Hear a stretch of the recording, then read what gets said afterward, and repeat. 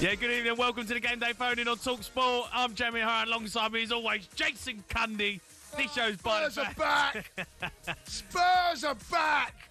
This show's by the fans. For the fans, get involved. 03 717 22 33 44. Man United, they snapped 3 points at the death against Burnley. Bruno Fernandes from the spot. Ruben Amorim getting himself out of big trouble in the early game. Fulham left feeling aggrieved. Few decisions go their way, but Chelsea get a result. We're going to discuss all the games. Big wins for Everton. Spurs, absolutely shocking. They got beat by Bournemouth at home. Elsewhere in the Championship, Ruben Sellers having a beast at Sheffield United. His own fans singing, "You're getting sacked in the morning." We'll keep you right across the 5:30 game between Leeds and Newcastle. Watching for talkSPORT, John Dunn. And we are just underway at a wet and windy Elland Road. Newcastle looking to bounce back from that dramatic defeat at home to Liverpool on Monday night. Anthony Gordon suspended. William Osula makes his first Newcastle Premier League start. And Sean Longstaff, so long the Newcastle player, makes his first league start for Leeds. It's 0-0 at Elland Road. Yeah, get involved in the show. You want to have your say on today's performances? 03 717 22 33 44. Whoa!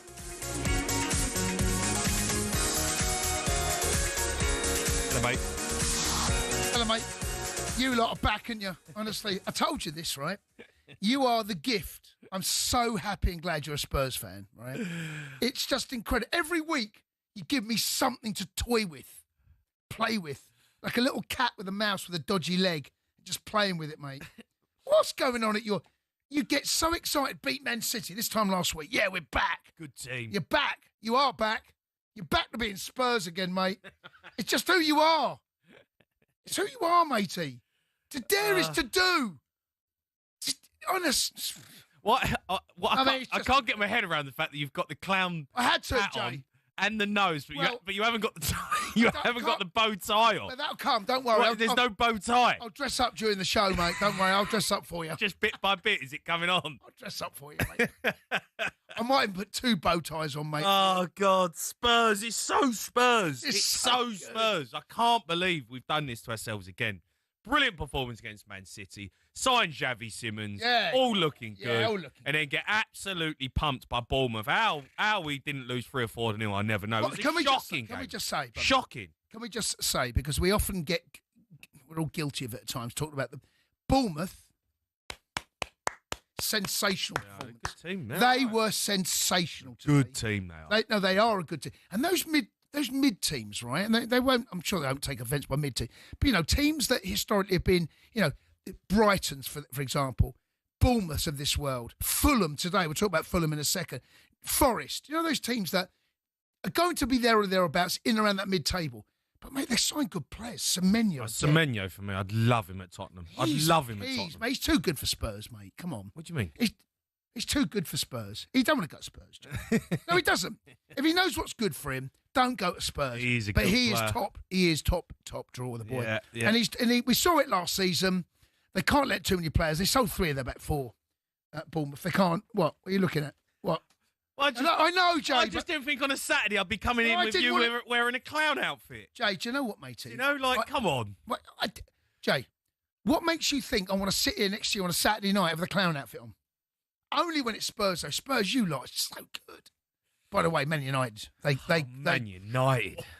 Yeah, they Man United They got away the with result. it. What is the Burnley defender or whoever it was? I can't remember his name. I'll But I tell you what is he doing? It's the dying moments of the game. But Burnley have done unbelievable. He panicked. But he's not even getting on the end of it. No, he's not. But he panicked. It's a penalty, by the way. Make no mistake about it. It's a penalty. Listen, he feels the shirt, he goes down. Yeah, and he doesn't have to stand on his feet. Someone pulled his shirt, he goes down, it's a penalty. It draws the attention. That's why players Get go away down. with it, though, Man United. They get away with that. Well, they get away with got it. out of jail. They're terrible at the back. What are they doing? They've got out of jail, and they keep getting out of jail. Keep getting out of jail. He can't put too many more of those performances in, Amorim. And that's going to buy him time over the international break, right? There's no question. But we all saw it. We all know what happened. We all saw the game. Concede 2 goals at home to Burnley and to rely on a last-minute penalty to pick up 3 points. We've got to talk about that. Man United fans, they're a pretty honest bunch, right? They will know what they saw today, and they'll come out with saying, yes, 3 points. huge, massive. We needed that. But they'll also come away saying, my gosh, this is turgid. Can you take off the clown outfit? Honestly. Staying on, mate. Come on. We're not even talking Tottenham. No. But I can only wear it with Spurs. All right, okay. Yeah. Let's go to Ryan, who's a Man United fan. Ryan? Right, Rhino. Rhino. Ryan? Lads, you okay? Hello, mate. How are you? Hello, can you hear me? Right, bud. Yeah, good. Can you hear me okay, lad? Yeah, we've got you. Go on. What do you want to say about Man United today? Honestly, unfortunately, I got shoved in a Man United bib when I was 3 months old, and I've had to, support them ever since. This is shocking. That Ruben is the biggest dud of a manager you will ever see. He's the biggest bluffer, right? If your manager can't even see out, he's hiding behind the dugout against Grimsby. Yeah. He's hiding behind a penalty today against Burnley, right? If you're a player playing for one of the biggest teams on, you're looking across at your manager for a bit of confidence, a bit of inspiration. He had his feet you're up. seeing your manager like a cowering little mess. He had his feet up, but right? last minute. His formation is not going to work in the league. I think he's good with words. I'm not convinced by him at all. I think he's a shocker. I think, honest to God, this will go down as the biggest dud of a manager ever. We've overpaid for him. Wow. I'm not convinced of him. Wow. And I want yours two opinion. That's why I've called you boys up. I think he's out of his depth. I think he's too emotional. I think he's too emotional. He's so emotional. Well, I just want a direct question. It is, mate. It is. It's a shocker. Honestly, he got away with it today. I want to speak big time. I'm not had the wall pulled over my eyes from that result. That's a fluke. You watch what happens over the next 5-6 games. It's the player. When I'm watching the captain on his knees praying to the heavens at the end because he's scraped through against Burnley, I thought he'd be kicking the boards in frustration, going, lads, what are we doing? His confidence is shot. The players are too scared to move. He's too regimented. I don't know what he's doing. And this is why I wanted to speak to you two in particular, because honestly, I'm going to leave it with a direct question. Could Ollie and Eddie Howe get more out of them players, much more out of them players, and find a suitable system Eddie Howe, for how they play? Eddie Howe, 100%, but he's at Newcastle, so that ain't happening. Do you know what I mean? You ain't getting Eddie Howe. Would he? The thing is, and I've said this many times, and the fact that Manchester United got him in, parachuted him in when they did, he didn't want to leave Portugal, he said, from what we know. I don't want to join Manchester United till the end of the season. Right, so I've got a full run at it, build my squad. They parachuted him in. He's going to play a three at the back no matter what, right? And that's just his philosophy. He's stubborn, he's going to stick with it, right? But you're looking now at the squad of players that he's got. Is it built for that squad? And it's not. And there's going to have to be a decision that's going to be made somewhere down the line. We might not get the Boxing Day. We might not even get the bonfire night. No, but seriously, we might. We might not. But at some stage, someone at the club has got to take responsibility for making that decision and saying, you know who you are, you're a three at the back merchant, this is how I'm going to play. And he has not deviated away from that. And he hasn't. No. And he's going to go with this. There's no evidence to suggest at any point that he is going to turn around and say, right, I'm going to change my philosophy. There's no evidence to suggest at all. No, I don't know what he's about. I really don't know. Ryan, listen, mate, thanks for your call. Let's go to Gary. He's a Man United fan. Go. All right, lads. All right, Gaz. Gaz, how are you? Yeah, I'm all right. I'm just listening to him who's just been on. I'm sorry, mate, but what a tool. What is he watching the same game as me? I've just come out of the stadium. Let's be honest here, right? First half against Arsenal, we were good. First half against Fulham, we were good. Right, second half, I know we flattened off. First half, you weren't good. First 25 minutes, you were. Okay. Yeah, I'll give you half of the first half. Should we not have been 3 or 4-0 up at that point? No, but I'll give you the first half of the first half. After that, you're getting. But we should be 4 up. No, you shouldn't be 4 up. You had chances, good chances, but you weren't. Yeah, no, we weren't. I know that, but our keeper's not made a save. He's a clowning goal. We've got 2 clowns. We know that, but he's not. They haven't had a shot. They've not had a shot. I mean, what I'm trying to say is here, let's not get carried away. We're having a go at the managers. I'm in the crowd. I've got people at the side of me here saying, oh, we were better under Ollie. No, we weren't. Just stick with it. We're doing all right here. I'm sorry, it's a big turning point. What do you mean? Yeah. What do you mean you're doing all right? We're doing all right. What are you talking about? You're terrible. Do Do you think so? Yes, I know so. I'm watching it every game. Do you know? So you don't think that we played well today in the first half or the first 25 minutes? Well, you're watching a different game. You're playing Burnley. Come on, hey, hang on a minute. You're playing Burnley. Come on, no, Gal, come on. Let's have it right. Don't sit here and say you played all right today. You're playing Burnley. You've needed a lucky penalty in the dying moments to get 3 points. And for this guy, he's just been on to say that he's a joke of a manager. I'm not having that. It doesn't matter who's the manager at the minute. It won't make any difference. We are where we are. We've just got to get on with it. It doesn't matter who the manager would be. I'm sorry. I can't agree with that. Well, all right then. So who's going to manage that team? Well, there's plenty of people would be a Man United manager. I'm not convinced that this manager. He's too emotional. Yeah, but I'm all right. I get what you're saying, but who's going to manage the team? Who is there? Well, you can't. Nobody can put an answer because there isn't anybody. Because anybody who comes in, it's going to be exactly the same as what's going on now. Gaz. Yeah. Look, let's say you're right for the sake of this conversation, right? Let's say, because there's someone somewhere has to be brave and stick to their decision. But we're not just talking about this season. If I was a United fan, I'd be looking back at the body of work that Amorim's brought to Manchester United. Okay? So forget the last 3 games. Then you add on last season as well. There's a pattern emerging here, and he does look like he's drowning. He doesn't look comfortable on the side. He paces up and down. He looks like a caged lion. He looks at the ground. To be fair, Jason, he's done that since day one. That's what he does. I get it. But I believe there has been a more attacking threat this year than there was all through the season last year. I'm not saying it's right at all, but there's more of an attacking threat. The keepers worry me. I haven't got a clue why they just don't go and spend as much money as it takes to buy Donnarumma. I have no idea. Just go and do it. Well, I don't know if he wants to go. He's probably on 300 grand a week. Yeah, well, I don't know if Man United are going to pay that. That's the issue. Yeah, true. Get it. Gary, listen, thanks for your call. Let's go to David. He's a Man United fan. Dave. Right, Dave-o. Hello, mate. How you doing? All right, boys? All right, Dave. Is that Sean Dyche?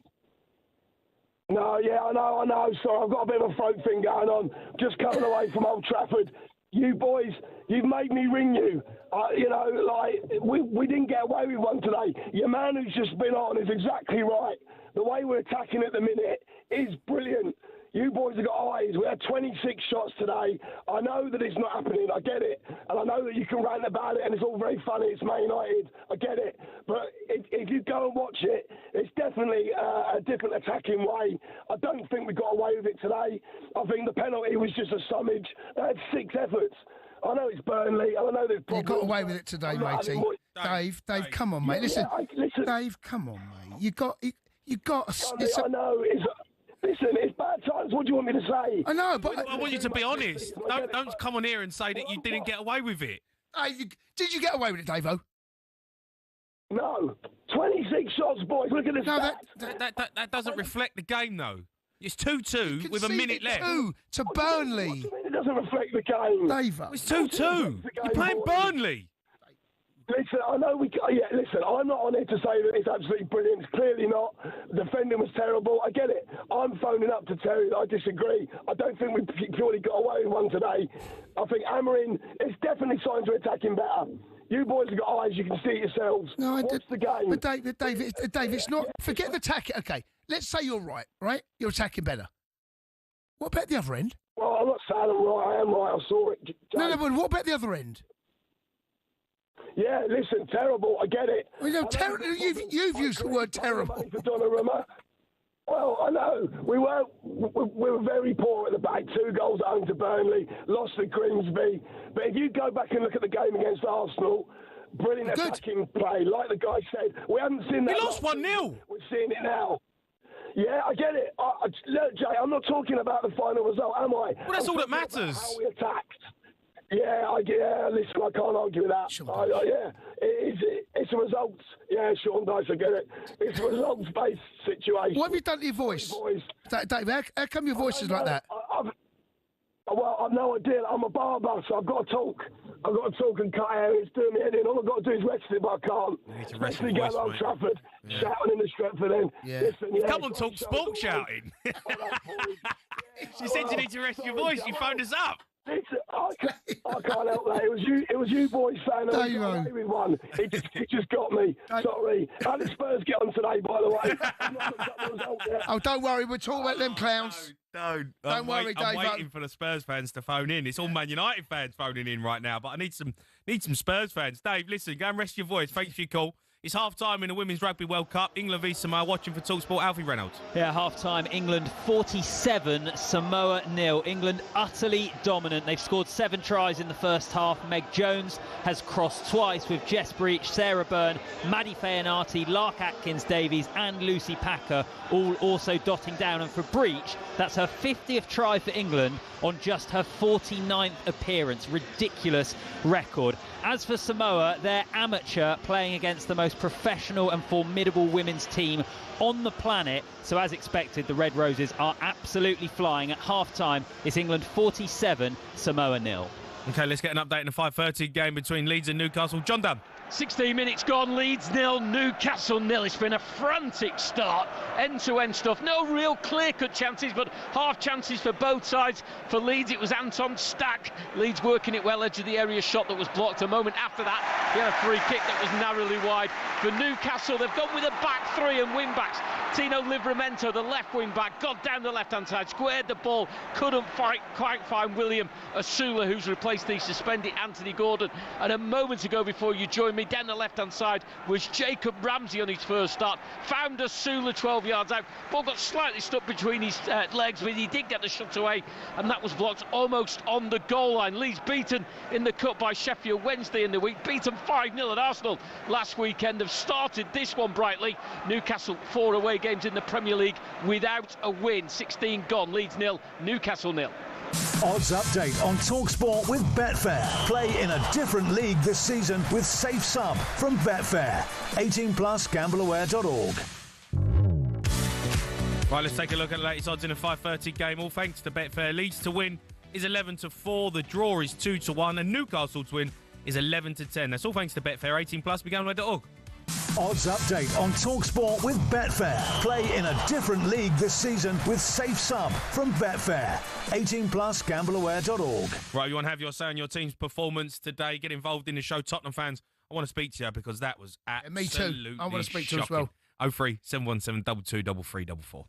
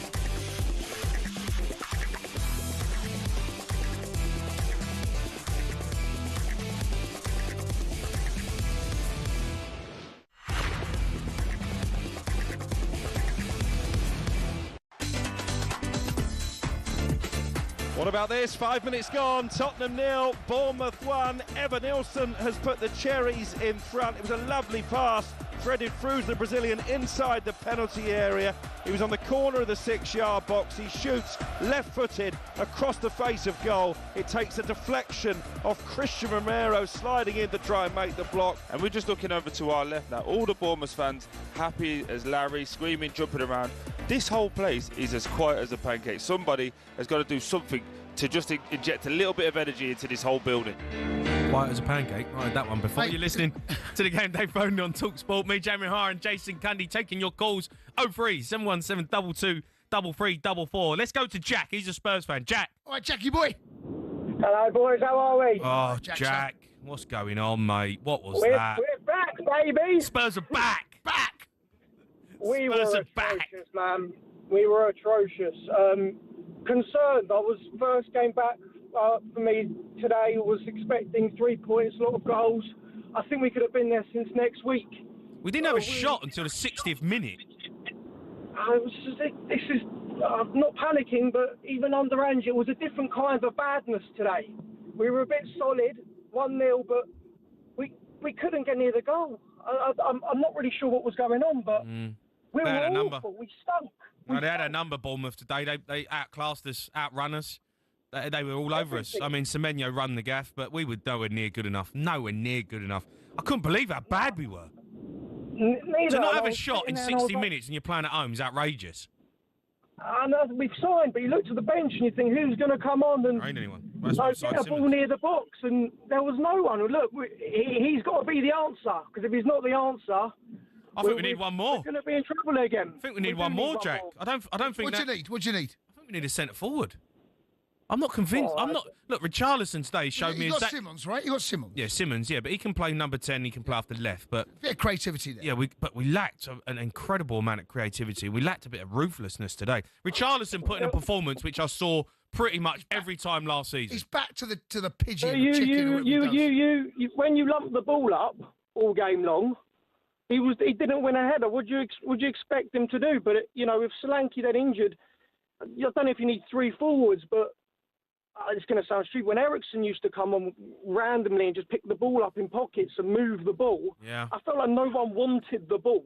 There wasn't one player who actually got on the ball and wanted to spray it, move it. What about the build-up play? What about the slow, laborious? Bournemouth were excellent. I think that we need to really caveat this. We need to mention Bournemouth, saying how good they were, right? But they were very good. The build-up. Yeah, the build-up though. Bournemouth getting to the shape. It looked like you ran out of ideas, like really early on in the game. We didn't have any ideas. We didn't run out of them. They weren't there to start. You had no ideas to start off with. I don't think so. I mean, if you watched the game, you'd have seen there were no ideas. I couldn't believe how bad we were. But the problem is the midfield, right? It's got energy. We know that. It's got legs, but it lacks creativity. Really lacks creativity. We lacked someone getting on the ball, doing some. I watched Jack Grealish today for Everton. He was absolutely brilliant. And I'm sitting there. I'm going, have we not tried to sign him? Why weren't Spurs in for why are we not in for Jack Grealish? Because it's perfect for what we need. Sonner's gone on that left-hand side. He does. He ticks a lot of boxes. Everton were like bopping it around, moving the ball. Grealish playing little 1-2s. I'm thinking, have we not got that player? And Everton, I think. I mean, we'll talk about him later, but I thought he was fantastic, and I just think we lack that so bad. We haven't got that. I'm hoping Simmons might be that player. Let's hope, because today was alarmingly bad, really bad, Jack. I don't know. He needs to be. Yeah, and I hope we don't become a bit of a set piece. Jack, the Spurs are back though, Jack. Come on, mate. You had your 2 games. Everyone thinks the Spurs are back, challenging for a title. Come on. Last night I was envisaging phoning you 9 points and saying what I said, I think, when Conte was there, or maybe Postecoglou, that we're going to win the league. Yeah. And Cundy's got his clown outfit on. And I've got Ange in my picture frame. Brilliant. Let's hear from Thomas Frank now. He's given his reaction to Alex Crook after the game. Of course, I hope for a better result, but even more important, a better performance. I think today was a bad performance. I think we played against a good Bournemouth team. I think they They played well. They played exactly into their strength, exactly how we expected. We just didn't handle it well enough. Fair play to Bournemouth. They deserve to win. I hope that we would have done better, especially, how can you say, phase 1 or 2 or with the ball. We struggled to get out of their pressure. We didn't do that well enough. That's a learning I take away, that we need to improve. Put a little bit of pressure on the last 15. Could have got away with a draw, but I think it's fair we lost. Do you envisage any more arrivals between now and 7 o'clock on Monday? We are still in the market. We always look see if we can improve the squad. So let's see. Are you confident you might get something? Obviously, let's see. We're working on it, but it's not like we're desperate anyway. Only players that can improve the team. Yeah, Thomas Frank speaking after the game. Let's go to Gareth. He's a Spurs fan. Gareth. Right, G-Dog. G-Dog? Gareth? G-Dog. Hang on to Gareth. G-Dog. Gareth? Come on, mate. All right, let's go to Mark. He's a Tottenham fan. Mark. Hello. Marky Mark. Mark, how are you? How you doing, son? You all right? How you doing, boys? You all right? Oh, Yeah, Mark. I was up here today, mate. It's shocking.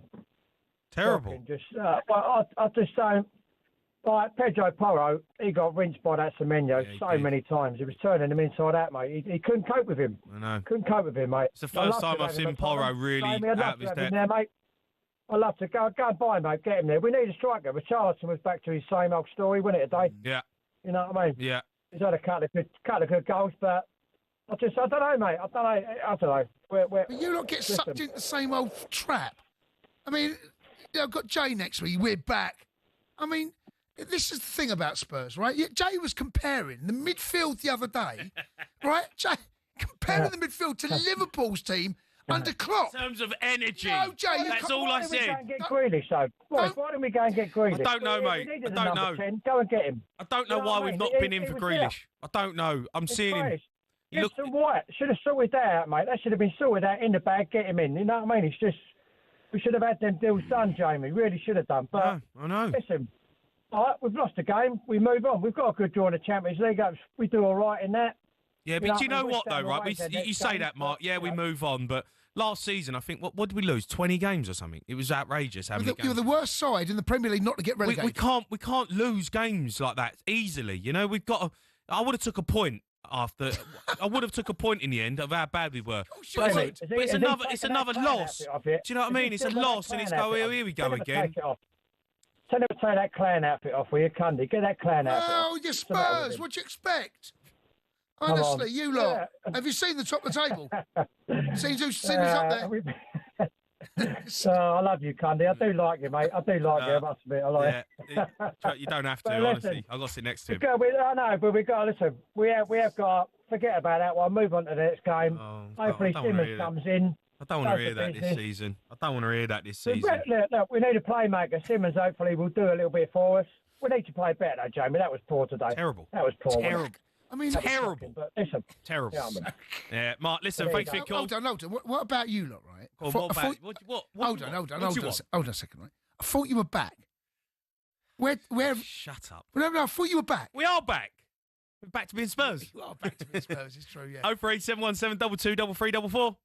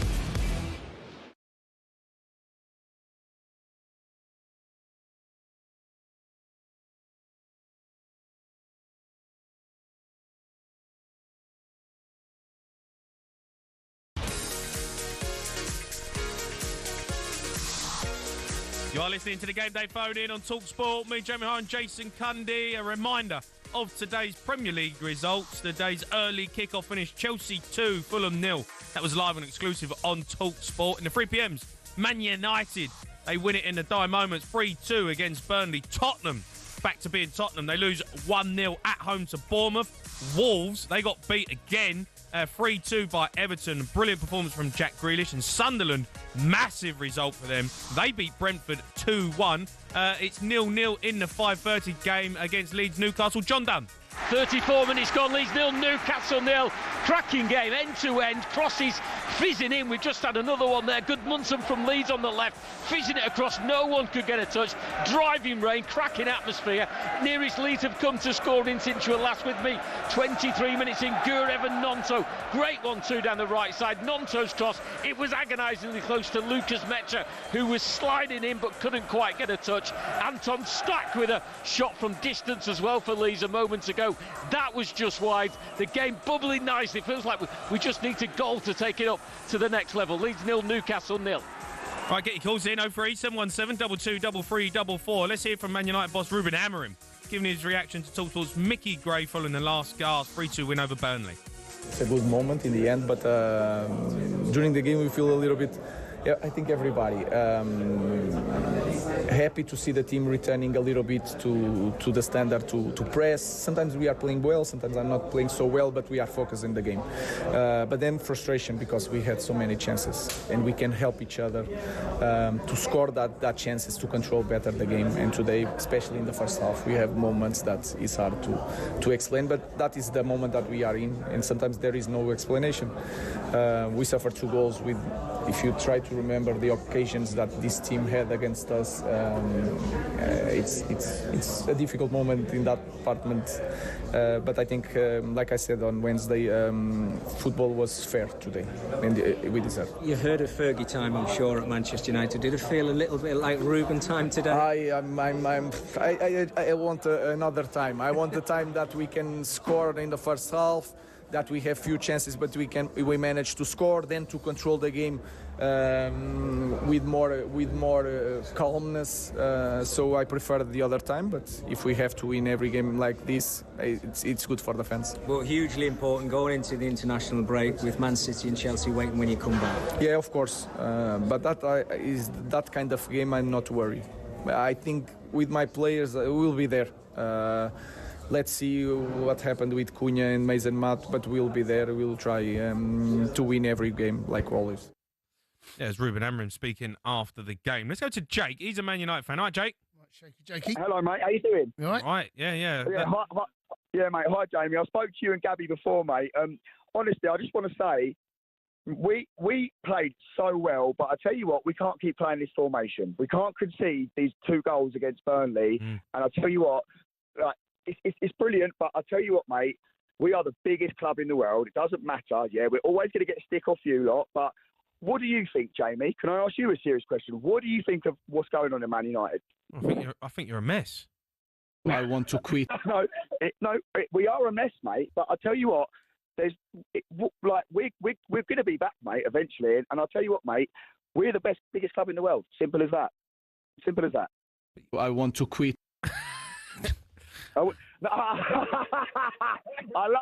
Jamie's got banter. I'll give you that. Jakey, listen. My name's Cam, actually. My name's Cam. It's not Jake. I'm the Man United fan. He actually supports Rangers. I took him out for a day today. You took him out? I've took him out how good was your day today, Jake? Yeah, not as good as Rangers. No, but listen, all jokes aside, Cam, listen, you keep saying you can't play this formation. You're playing this formation. But it ain't going to change. So, what about the keepers? You're telling me we couldn't sign Donnarumma for 26 million when it was a problem.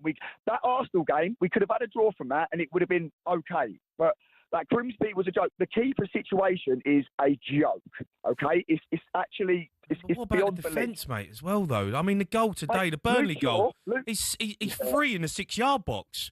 You need to be playing 5 at the back when you're defending. He's free in the 6-yard box. Someone showed me the VAR in the stand. I'll tell you what, we got lucky. We got really lucky. I'm not going to lie. We've got 3 penalties. No, I don't. Jake, you've not phoned up. No. I phoned up because I got on live with you and Gabby after the Brentford game last year, and I said, Jamie, we love you. I don't know if you remember, but Gabby, we don't like you. Okay. You're a boy, Jamie. I do rate you, mate. I rate you, mate. You're a funny guy. You're a good geezer, mate. But I tell you what, the keepers have got to. I don't have Tom Heaton in goal. Get Tom Heaton in goal. Good keeper, Tom Heaton. Decent keeper, Tommy. Mate, did you watch obviously you didn't watch the game. Did you see what that... The game? I watched the game today. Of course I watched the game. We watch all the games. Yeah, well, I don't think you do sometimes, mate. Not gonna lie, Bayinder's terrible. It's terrible. No, mate, it's out of control, though. If you obviously you know your football and stuff, what would you change? You're telling me we don't need a new keeper. It's insanity that we've started the season without, we knew it was a problem, and it's happened 2 times now. We got lucky today by getting that penalty, and do you know what I mean? I just don't know anymore, I hear you. I hear you. All I can say is United, kids, wife in that order. Simple as that. What'd you say? United, kids, wife. United, kids, wife in that order. Right, no, fair enough. That's but yeah, I don't know what the future looks like for Amorim. I can't quite put my finger on it yet. We can't get rid of him. No, I'm not saying you can get rid of him, but I don't know what. I don't know what it looks like. I don't know whether... I like the guy. I like what he stands for. I like what he says. Yeah, but the interview he done this week was a bit bizarre, and everyone's talked about it. Like he's obviously lost his head. But you can't. No, but you can't do that as Man United manager. Him, mate. We can't. No, we can't get rid of him. Give him. You can't keep getting rid of these managers. It's a joke. You can't. Let him have his time. But you just said you can't keep playing that formation. But that's his formation. Yeah. Yeah. Well. That's not changing. Right, can we have this conversation? Listen, I'll ring you up again in about 3 or 4 weeks, and we'll have this conversation again, mate. Yeah. All right. Okay. I mean, listen, thanks. I've looked at when they come back from the international break. Yeah, they've got City away, Chelsea at home. Oh wow! So 2 massive games there. So Cam's definitely going to be phoning us up saying Amorim. He'll phone us up at some stage. Yeah, he's definitely going to phone us up. And then Brentford away. Look, I don't know what it looks like, mate. I don't know what the landscape looks like for Amorim. He looks like he's drowning, and today he managed just to keep his head above water. Yeah. Now, performances are one thing. Results is the most important thing. Is at any level, at any game, it's the result, right? And they got it today. Yeah. Well, they got it. They're on 4 points, mate. Right? And at the beginning of a season, 1 win, 1 draw, 1 loss. I'm okay. That's their 9th. It's all right. But then you look deeper at what happened to Grimsby. Yeah. Arsenal played well. They played well. Last week against Fulham, opening 20 minutes, they were good, really good. And after that, mate, they tailed off. It was inevitable they were going to concede. It felt like it. Today, Burnley at home. How can you... Burnley, they can... To score 2 goals at Old Trafford, the way United are now, and not to come away with a point. Scotty Parker...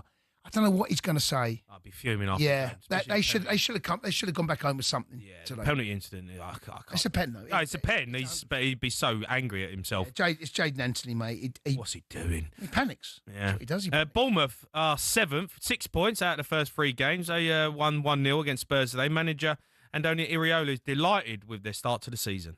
Yes, I am happy with the performances. 6 points obviously is good, but especially with the performances. Now at the beginning of the season, you have to create the team, and we've looked solid, especially defensively. Probably we haven't scored the goals that we should have. And this is something that always, when you are not clinical, when you don't take your chances in the box, normally punishes you. But we have to keep working because we have new players to integrate, things that we need to do sharper, and we have now time to do it. Now with the international it's going to be difficult because we lose more or less half of the team, but especially for the new ones that stay here, Buffo, Adri, and I think it's going to be a good time. That was Bournemouth manager Andoni Iraola. Let's go to Mike. He's a Bournemouth fan. Right, Mike? Right, Mikey, baby. I do. Absolutely buzzing, I tell you. I've got a Spurs fan driving me home. It is delightful. Excellent stuff. I'll tell you what, we lost, 3 world-class defenders in the summer. We lost Kepa. A little bit worried, but again, the recruitment team pulled out the bag, and we absolutely destroyed Spurs. Forget how bad Spurs were. Bournemouth made Spurs look horrendous. Yeah, no, credit where it's due. I mean, there's absolutely nothing I can say and take away from Bournemouth today. I thought you were superb. Better all over the park. Better in the second balls. Better moving the ball quicker, sharper, energy. Everything about you was better than us. You tore us apart. How it was only 1-0, I don't know. If Vicario, kept us in the game. Semenyo, I have to say, Mike, Semenyo, what a player. Yeah. He is absolutely phenomenal. Left-footed, right-footed. He just turns defenders inside out. What's he going to cost, Mikey? Because he's going next summer, right? Look, I think we all knew this on a new contract in the summer. We all knew probably would be his last season with us. You want him 100 million. Yeah. He is that good. You don't get 100 million from him. I think they might. You're not getting 100 million. Mate, if he puts in a stellar season like he's doing, I don't think he's far off that, mate. It's not 100 million, mate. Eze's just gone for what? What's he just gone for? 68? Would they pay us? I think Semenyo's better than Eze. It's a big statement, that, mate. They're levels, right? The pair of them, mate. There's not a lot between them. Semenyo's better than Eze. What? £20 million better? £40 million better? Mate, what I'm seeing from him, he's got everything. He's the boy is powerful. He can defend. Today, he doubled up. I don't know whether Bournemouth can get 100 million, mate. I don't know whether Bournemouth are capable of getting 100 million. For a player? Yeah, I don't know whether they are. I don't know whether they're that football club. Well, look, that discussion will happen, though, Mike. But look, you've got to be happy, because you've lost some good players, really good players. I was a bit worried, thinking, could Bournemouth be one of them teams who struggle? But no, I ain't seeing that. No way. Look, first game you give Liverpool, give Liverpool a right going. 2-2, just unlucky on there, but today just phenomenal. And Andoni Iraola, what a manager as well. Yeah, he is. Do you know what, right? When you look at him, right, Glasner, right, don't take this the wrong way, right, but those teams that are mid-table, and I just wonder whether Manchester United now, they must have a thought plan about what might happen. What might it look like in bonfire night? What might it look like going into Christmas, December? What might it look like Boxing Day? You're saying they're going to try and nick the manager? Well, I'm sorry to say this, but if he's the manager that most teams of Manchester United status, they must be thinking what might happen. Who do we go for? He has to be on there. No, it has to be on a list. Yeah, no, he's the real deal. That's for sure. He's the real deal. I think he's super. I think he could be the Man United manager. That's the point I'm making. Yeah, it's a bit harsh on Bournemouth. They just won today. We not even take the manager off him because Mike was just saying how good he was. And I'm like, unfortunately, there is a football food chain, right? Yeah. There is. Well, yeah, no, yeah, of course there is. Yeah. Well, yeah, we're obviously bigger than Chelsea in the food chain because we hijack your players, don't we? Simmons, thank you. Simmons going down there. Yeah, Simmons. Took him off you. What happened today? Food chain. What happened today? Food chain. What happened today? Bournemouth, there's the food chain, mate. You want to be looking at Iraola. Hey, Thomas the Frank Engine. Thomas. See, I love the fact, all right, Spurs, you get so excited about, we're back, and Thomas the Frank Engine going for Goat Man City. You get absolutely pumped. Yeah. You get your pants pulled down, your bum tickled. Spurs are back. Good, I like it. Right, we're going to be joined in the studio next by our transfer correspondent, Ben Jacobs. He's got some news for us regarding Nicholas Jackson's proposed move to Bayern. Keep your calls coming in, 03 717 22 3344. Spurs are back.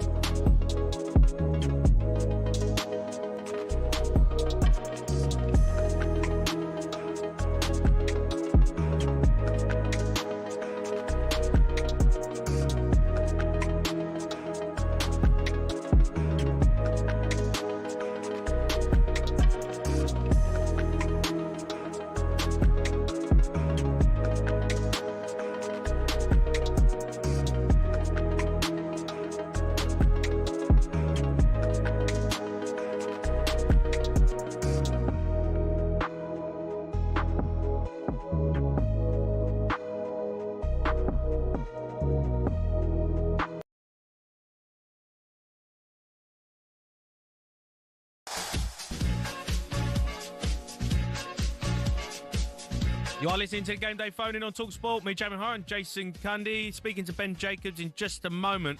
It's half-time at Ellen Road. John Dunn. Leeds 0, Newcastle 0, an enjoyable first half. Started at a great pace and remained end-to-end throughout despite the driving rain. Both teams getting in good positions out wide. Teasing balls been sent in, but no one with a crucial touch to break the deadlock. William Asula, who replaced the suspended Anthony Gordon, did have a shot blocked close to the goal line. That was after a ball in from the left from Jacob Ramsey.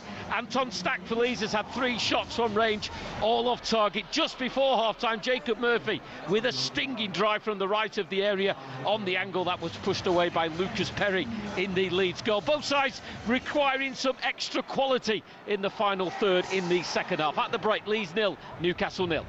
Odds update on talkSPORT with Betfair. Play in a different league this season with Safe Sum from Betfair.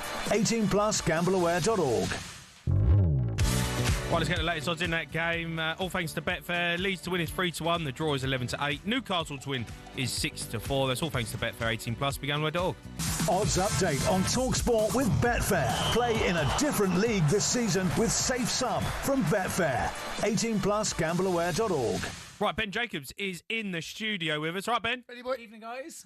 Look, massive talking point. Nicholas Jackson, what's happened? Yeah, Nicholas Jackson's move to Bayern Munich is off. It was a loan with a buy option and nearly a world record loan fee as well of 15 million euros. So Jackson flies to Munich. Whilst he's doing that, he arrives, all smiles. Liam Delap picks up what's believed to be a hamstring injury, and Enzo Maresca confirms afterwards he's out for 6 to 8 weeks. And as a consequence, Chelsea have informed Bayern the loan is off. Nicholas Jackson is not happy about it, but Chelsea have also, in the last half an hour, told Jackson that his permission to undergo a medical is revoked. Now, that's important because whilst that permission to undergo a medical is there, if Jackson does the medical, you get into legal difficulties. Bayern might say, you gave the permission, we finalised it. Chelsea could be countering. But before he's done the medical, he's no longer allowed to. So his only option is to fly back. And he will be a Chelsea player this season. Do you know what? I feel so sorry for him. It's a terrible situation, unfortunately for him. And I was at the bridge earlier, and it is a hamstring injury. Chelsea, I'm surprised, actually, because of the world record fee. And the fee's around about 80 million euros, is that right? Package. I mean, I don't know. I just wonder whether we could suffer that. Suffer it and go, we're getting 15 million for a loan. Yeah, and we only paid 30 for it at the time. Yeah, but I think the point with the overall package is it's 15 plus 65. Right. 65 is not guaranteed. It's only a buy option. Right. So Chelsea were faced with a choice. Do you take your 15 million euros and then have to go out in the market and find another attacker? Right. Or alternatively, do you bring him back? I feel for Nicholas Jackson. It is literally the worst case scenario. Worst case scenario for him. He's flew out there. He's on the private jet. I've seen the picture. He's looking great. Delap gets injured. I mean, 24 hours earlier. But he's so out of order. This is what annoys me. This is what football fans don't understand as a player. When you see the Isak situation and all that, he's trying to get a move. Well, this is the other way round, right? Mm. They don't want him. They want him out the door. They're shipping him off to Bayern Munich. We don't want you. And all of a sudden, Delap's got injured. No, that's it. You're coming back. I know. And he's like, you don't want me. So this is the other side of it, where they're obviously Chelsea got to look out for themselves, but they've got now a player who you basically said is out the door, he's surplus to requirements. We don't want you here. We're shipping you off. And he's got to come back and play. Yeah, I think Chelsea had no choice. And the thing about revoking the medical is even if they wanted to go down the other route of giving him his move and finding a replacement, you would still revoke the medical and call the deal off because you've got 2 days left of the window. Yeah. So in a best case scenario for Jackson, Chelsea go in the market, they do try and find someone. If there's a solution, it suits all parties, you say the deal is back on. But at the moment, none of that is my understanding. Chelsea think they're going to call it off because they never desperately wanted to sell him. That's the club position. So it was always about, we've got Liam Delap and João Pedro. Both of them are going to come in and Nicholas Jackson's not going to get enough opportunities. Now he is, because Liam Delap's going to be out for 6 to 8 weeks. So hopefully once everything calms down, the player will actually see it as a blessing in disguise because he will get more minutes at Chelsea. And if he does well, who knows, there might be a pathway back. But he knows now that he was third choice. Yeah, he knew that anyway. Yeah. He knew that anyway. Yeah, but he knows that now properly. Do you know what I mean? Yeah, and they wanted him out. Football is amazing, right? How it can sometimes write its own scripts. He might get minutes, he might get a chance, he might get Champions League chances. I just wonder how that might feel, because I spoke to a friend of mine today saying, Jackson's going to score when we play Bayern Munich the first game. And, he may well find himself in a Champions League team scoring against Bayern Munich. Yeah, and I mean, this is the thing. The first game is against Bayern Munich.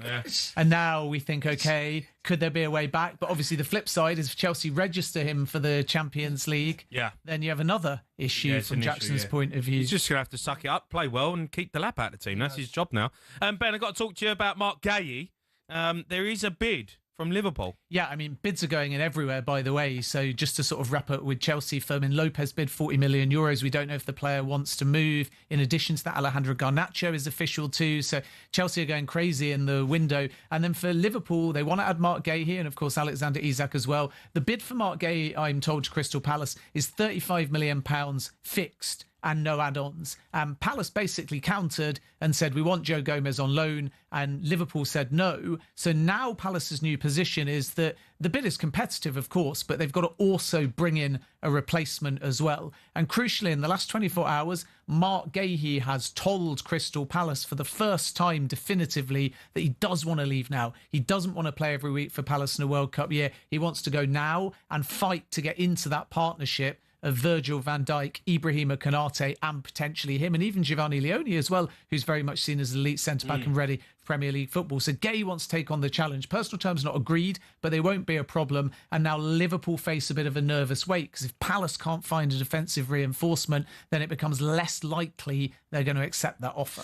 Who have Palace been looking at? Was Ake's name linked midweek? Did I hear that? Yeah, they've had a few. I mean, even a Cundy they looked at. Disasi, another one at Chelsea. He's available in the market. Gomez, though, is the one that they want. And a bit earlier in the window, a very interesting story, Ousmane Diomande at Sporting, and Palace were prepared to pay in excess of €60 million, but they couldn't get an agreement. Player was actually keen on a move. So this is the one advantage from Palace's point of view. As soon as you know you've got that 35 million and fixed, you can go out and spend it in the markets. Maybe they can be a bit more ambitious in terms of the financial outlay compared to perhaps before they knew they had that money. And they've got the Eberici Eze fee as well. Okay, just a couple of confirmed deals. Garnacho's done. Xavi Simons is done.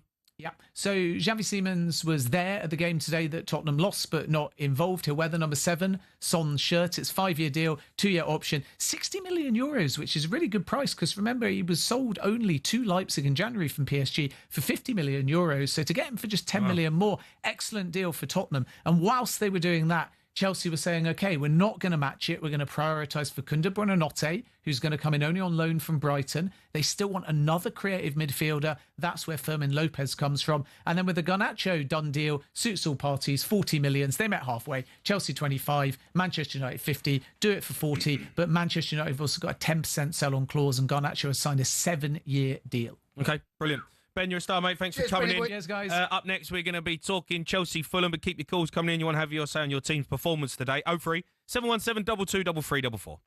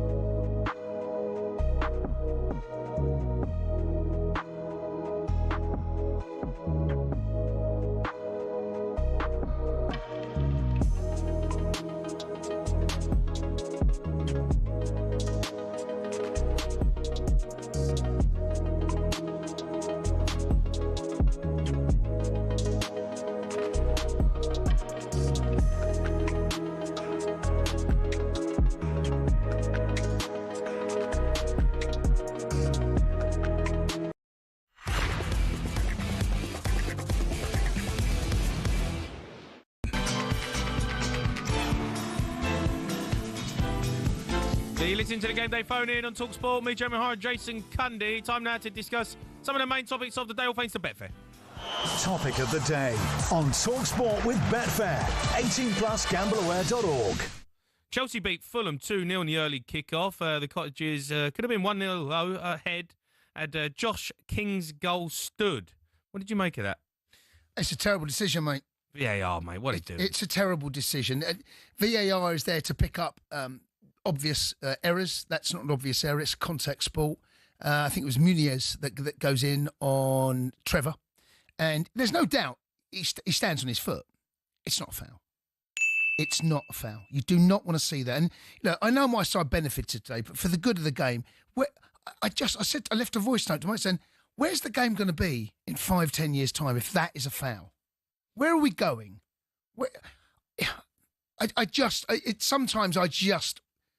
It leaves me really worried about what we're going to be seeing. Had it been the other way around, I'd be fuming if I was a Fulham fan. Absolutely fuming. Well, Marco Silva spoke to talkSPORT's Sam Matterface after the game and was not happy. I'm 100% sure that until now, all of you guys and the people in the studio and everybody gave his opinion. I think it will not make any difference, my opinion right now. I gave already for the broadcast and will not make any difference. I'm 100% sure that will not make any difference. But can put me in trouble. I don't want to be. I like to speak open about football, but I'm not in a good mood. I respect you and your question, but I spoke enough already. Everybody's shocked with the decision. Everybody that is fair looking for that moment is shocked. Our players, they are shocked. A dream moment for a young lad, 18 years old, that is playing at high level and showing his quality. Probably the dream moment for him is to play the first derby against Chelsea as a senior player in a Fulham shirt. Great goal from him, great finish, what a moment from him, and now goes on. And probably I would like to explain him why the goal was allowed, but I don't have the conditions I can show to him. And he's going to understand that football sometimes is not fair. In his career, he's going to understand that always what looks obvious and what looks that is the fair decision will not go in his direction. And it is a good thing for Josh to understand that football sometimes is unfair and was unfair last week with us, and again this week was unbelievable unfair with our team. There's Marco Silva speaking after the game. Let's go to Drew, who's a Fulham fan. All right, Drew. All right, Drew. Hey, Jamie. Hey, Jason. All right, Drew. Drew, you feel hard done by? Do you know what? This may sound strange, but you know what I was thinking at half-time, right? How bad must West Ham be? Because they conceded 5 against Chelsea, and Chelsea in the first half were atrocious. They were atrocious. Fulham completely dominated that, but goals are changed by games. And Jason, I heard you earlier. Fair play to you. Even with your Chelsea hat on, I respect your opinion on that. It's difficult. Watching it in real time, I'm going to be brutally honest, gentlemen. I didn't realise there'd been any sort of foul. Me neither. Okay. I was doing the calls. No, I mean, it wasn't until the monitor comes up on the monitor and we get to see all the VAR checks. So we knew long before anyone else in the ground that they were looking at it. And when I saw it, I was doing Chelsea TV, right? When I saw it, I said, my words were, there's no way this is going to get looked at by VAR. And then the VAR comes up. And I said, there's no way they're going to send the referee over to have a look at this. It's just, then they send the referee over. And of course, we all know what happens there. And I said, I can't believe he's going to overturn this. I can't believe he's going to. And he did. Can I just make one point, and forgive me, and this is probably due to my background, well, my profession, because I'm a lawyer. One of the problems, it seems to me, with VAR is no one actually understands the law. Clear and obvious is the test. Mm-hmm. That's what we were told. Clear and obvious. That's what we were told. That's how it was sold to us. Yeah, clear and obvious, my understanding, everyone's understanding, is the test. Yeah. If you are spending, and Jason, I will defer to you here because you were at the ground. Yeah. You will probably know precisely how long he looked at that first check on the King goal. Yep. Yeah. Yep. But if it's for any more than a couple of minutes, then my argument is it's not clear and obvious. Therefore, it fails the test. Yeah. I think in real time as well. The referee standing right next to him. By the way, he's 5-10 yards max away from the actual moment. and he doesn't give it. So I think we overturn it and say it's clear and obvious error. I just think it's unbelievable. I think what we want VAR for are the obvious howlers, right? They're the ones we want VAR for, right? Now, because it's so subjective, right? Some people look at that, right, and go, I think it's a foul. Some people won't. I don't think there's enough in that for it to be a howler.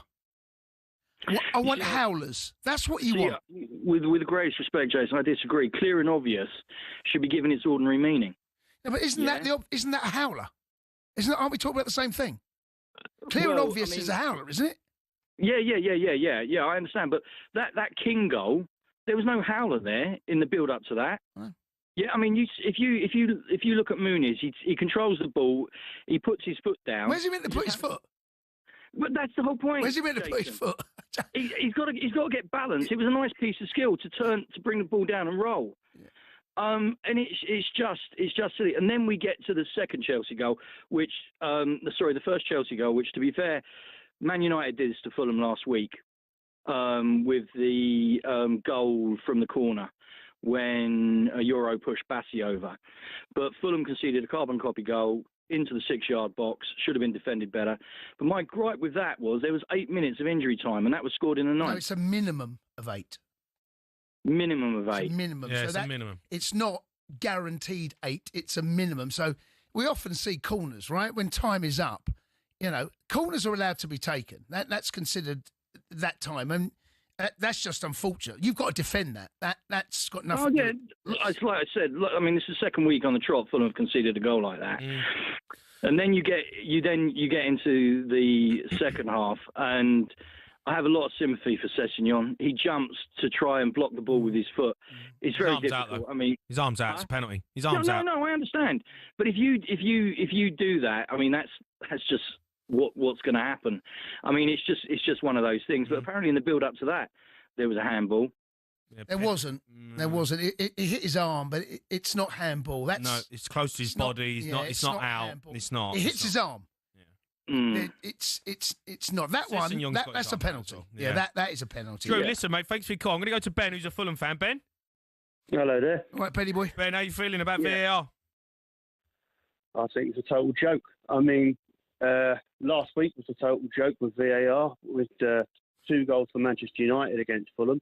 Today, VAR again interfered with something that was a total joke. And 3 weeks on the trot, Fulham have had penalties against them, and you don't know where this is going to end. I mean, I think it's a travesty with the way things are going. Yeah, but last week's a pen, right? Can we agree that Bassi throws Mount to the ground? Yeah, but you can also agree that Shaw throws Muniz to the ground at the same time. But that happened after, though, unfortunately. No, Muniz went down first. Yeah. So that happened before. No, so if you watch it, Muniz gets hit to the ground first. So therefore, that should have been told, nothing. Let's just carry on. Second half, pushing the back by Euro. Bassi goes forward 3 steps. Yeah, maybe. I agree. Yeah, maybe on that one. Right. But I don't know if there's enough in that either. For VAR to get involved with. If he gives it the ref, I think that we keep with it. That's why I'd like to go with a little bit more on-field decisions with the referee. Sorry, go on. I'm with you there. On that. I mean, again, today, Rob Jones had no issue to give a foul on Muniz. There was he was looking at it, what happened. He then said, play on, nothing wrong with it. Fulham score a goal. Next minute, VAR interfere. Oh, he trod on his foot. But again, there was other parts in that game where players were treading on people's feet and there was nothing given. It just, part of the game, it just went on. And I feel personally that if this is the way the things are going, you're just getting silly decisions for silly things, and it's just not worth the money for people to go to watch it anymore. Yeah. All right, Ben, thanks for your call. Cheers, disappointing day for Fulham, that's for sure. Elsewhere, Burnley had a point snatched from them at Old Trafford. Jadon Anthony brought down Ahmad in injury time. Bruno Fernandes converted the penalty. Clarets boss Scott Parker come out with some strong views on some of the decisions on football in general. The game's just not the game that I knew. The game's become the most sterile, theatrical game there is, and we see that today, really. You can't celebrate anymore.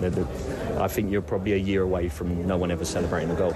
You have to go through every single check from 2, 3, 4 phases before it. You have to check if it's offside, if it's onside. The human nature of the game in terms of referees and linesmen, games will be ref by robots soon. Also, there ain't no point. And obviously the decision today, while I understand he's got his shirt, on-field decision was no penalty. So at that moment, obviously, VAR has stepped in and deem it as a clear and obvious penalty. I don't think I'm being biased in any way. That's the way the game's gone a little bit, and that's just the way it is. That's we have to move with it. He's not happy, Scotty, but it is a penalty. It's a penalty. Unfortunately, yeah, I hear what he's saying, and a lot of people will agree with him, but it's a penalty. Don't pull his shirt. I mean, don't pull Jayden his Anthony shirt. pulls the shirt. You can see what they call the coat hanger. He's in the box. It's a penalty. And that, for me, is where VAR has to come in. That is a big decision that decides where the points go. And I think on that particular occasion, it's the right call. Let's go to Elliot, who's a Burnley fan. Elliot? Hello. Elliot, how you feeling? Because done so well at Old Trafford. Devastated. You'd typically be angry to lose, but in that moment, what is he thinking? I know. What's he doing? What's he doing? But you go back to the VAR today has been 50-50 for me. The first one, Walker on Mount, spot on. Never a penalty for me, personally. Agree. We then concede 15 seconds after scoring an equaliser. Yeah. Poor defending. We then, a few minutes later, Lyle Foster gets through, rounds the keeper, slots it in. God, that is close, that, by the way. I mean... The static pictures I've seen. Don't look offside. How can they rule that offside? No, that... Yeah, and... Yeah, is that the one where we saw the... Yeah, with his arm, You can't see what part of VAR... You can't actually see the semi-automated where he's offside. No, that wasn't clear. But then where do you rule out that he's onside? I don't know. I don't know. I was... Yeah, I don't know. I think Howard Webb needs to come out and say, well, what's onside and what's not onside. Yeah, do you know what, right? So he's we showing watched his that. arm as being offside. Have you seen the image? With your arm. Have you seen the image? Yeah, Elliot? yeah. Right. Yeah. So what part of offside was given? Because there's nothing I could see that he can score with is offside. What part did you see? Exactly the same image that you and everyone else have seen. Because the only thing that is offside is his arm. But you can't score with your arm. So how can you be offside? 100% right. Yeah, you're 100% right. What part of his arm, though, was offside? Because, and then this is going to sound really terrible, what I'm going to say, right? But part of your arm, you can score with, right? But where does that stop? That's my next question. That's the problem. And I think that's it. That's where they've deemed it offside, because they deemed that So he's shot- somewhere on the semi-automated is picked up. The sleeve, above the sleeve mark. Somewhere above the sleeve mark is an area that he can score with. But where do you rule the sleeve mark? Because if you look at Adama Traore, his arms are massive. You know what I mean? So his sleeves above his I bicep. agree. I didn't think it was offside. When I watched it and I saw the still, and I'm like, that's not offside. No, we couldn't. And it went so quick as well. Yeah. And it moved on from it. And I was like, hold on a minute. We're not going to talk about that. And Burnley have ended up losing the game. But that moment there, I'm looking at it going, well, that's a goal. Yeah, I need to see that image again. I need that to be explained to me. You're absolutely right. It's a I great think point. someone needs to come out, because that is, for me, it's not offside. Do you know what? But stepping away from that, I think after today's performance, we will compete in the Premier League. I'm going to speak to our producer now. Can we find from Pogmo why that goal was disallowed? We'll have a look. Normally they tweet. Yeah, we'll try and find the statement that would have been released. Have a look in the bin. You'll probably find them in there. That's where it'll be. Elliot, listen, mate, thanks for your call. Gutted for Burnley. Stupid from Jayden Anthony. And it gets Man United off the hook. You can have your say on that. That was a look at some of the main topics of the day. All thanks to Betfair 18+. Be going, my dog. Topic of the day on talkSPORT with Betfair. 18+gambleaware.org. It's full time in the Women's Rugby World Cup. England v Samoa. Watching for talkSPORT. Alfie Reynolds. Where it finished, England 92, Samoa 3. England all but into the quarter-finals and breaking their Women's Rugby World Cup points record in the process. They were as dominant as expected, scoring 7 tries in the first half and adding another 7 tries in the second. In particular, Jess Breach scored a hat-trick, her 50th, 51st and 52nd tries for England in just her 49th appearance. As for Samoa, a team of amateurs going up against the most professional outfit in the women's game, it was always going to be a near impossible task. But when Harmony Vatau kicked a penalty in the second half, their celebrations were joyous. They need more opportunities to play at the top level. England have much tougher challenges to come, but it finished in Northampton. England 92, Samoa 3. Okay, keep your calls coming in. 03 717 22 3344.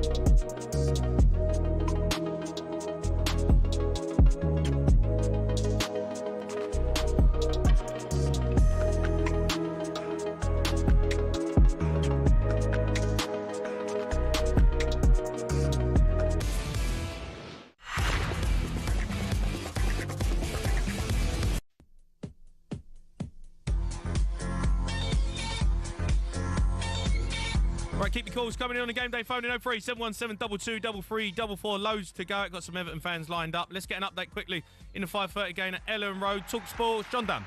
Just over an hour gone. Leeds 0, Newcastle 0. Still a really open game. Both teams pushing for the opener, maybe just lacking that bit of quality up front. Newcastle forced into a half-time change. Lewis Miley is on, replacing Jacob Ramsey. That's due to an ankle injury. In terms of chances, couple for each side. Jayden Bogle for Leeds stepped in onto his left foot edge of the area after a jinking run from Willie Nonto. The shot just narrowly over the bar. Best chance has come for Newcastle. Jacob Murphy drifting in from the right, got into a shooting opportunity central, 25 yards out, blistering shot that was turned away by Lucas Pirri in the Leeds goal for a corner. Leeds have introduced Jack Harrison and Brendan Aronson as we look for the deadlock to be broken. It's Leeds 0, Newcastle 0. Odds update on talkSPORT with Betfair. We're paying out winning bets at 90 minutes with 90-minute guarantee. Applies to match odds. 90 market sportsbook exclusive. T's and C's apply. 18 plus. Gambleaware.org. Let's take a look at the latest odds in the 5:30 game. Well, thanks to Betfair, it is 0-0. Leeds to win is 7-2. The draw is 11-10 on Newcastle to win is 15-8. All thanks to Betfair. 18 plus. Gambleaware.org. Odds update on talkSPORT with Betfair. We're paying out winning bets at 90 minutes with 90-minute guarantee. Applies to match odds. 90 market sportsbook exclusive. T's and C's apply. 18 plus. Gambleaware.org. Right, let's go to Lawrence. He's an Everton fan. All right, Lawrence? Hello? Right, Lo. All right, Lo. How are you? Yeah, okay, yeah, but I'd like to talk about Newcastle, if that's possible. Okay. Go on. Yes, Liverpool made a derisory offer, didn't he, for Isaac a few Well, it weeks ago. wasn't derisory. It's 100. Yeah, it was 100 million. Come on, he's not worth derisory, well more. though, is it? We all know he's well worth more than that. But the problem is that they're leaving it to the last minute to come back with another offer, and we all know he's going to go there in the next day or two. Right. Why do you care? You're an Everton fan. Yeah, but I love the beautiful game, you know, and I know all clubs all over the world, and I take care of the Premier League. And I've got my eye on Newcastle because they're on the up, aren't they, you know? They've just won the first trophy since 1969. They've got a good manager, and they're in the Champions League. Why would you want to leave there? Because Liverpool are a But the bigger thing team. is- Sorry? Come on. Liverpool are a massive team. Biggest team in Yes, the country. Well, we know Liverpool are...